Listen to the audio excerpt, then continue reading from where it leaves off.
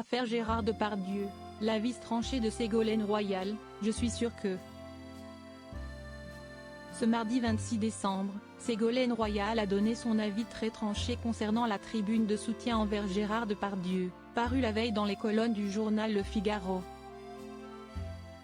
Alors que l'enquête sur des accusations de viol et d'agression sexuelle portées contre Gérard Depardieu suit son cours, une tribune de soutien à l'acteur,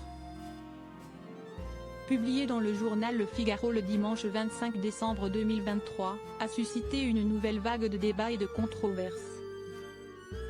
Dans ce contexte brûlant, Ségolène Royal, ancienne candidate à la présidentielle, a pris la parole ce mardi 26 décembre.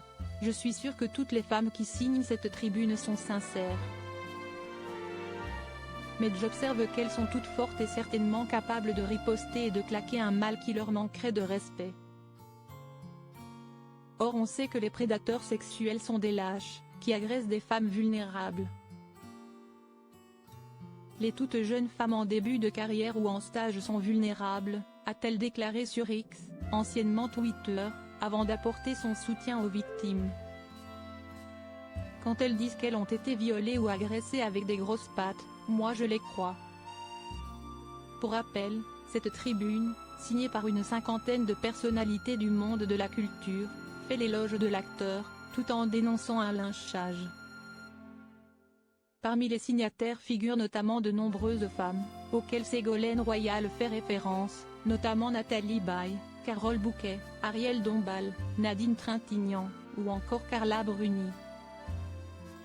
Dans le texte, les personnalités rappellent que Gérard Depardieu est présumé innocent jusqu'à preuve du contraire,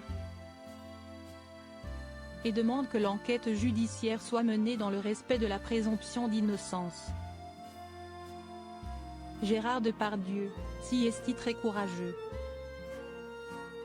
Parallèlement, Gérard Depardieu lui-même a brisé le silence qui l'entourait. Au cours d'un échange téléphonique non enregistré avec RTL, il a exprimé son appréciation pour la tribune de soutien. Je trouve que si est très courageux de la part des signataires, a-t-il confié, tout en précisant qu'il n'était pas l'instigateur de cette démarche, bien qu'il ait donné son aval pour sa publication. On m'a présenté cette lettre.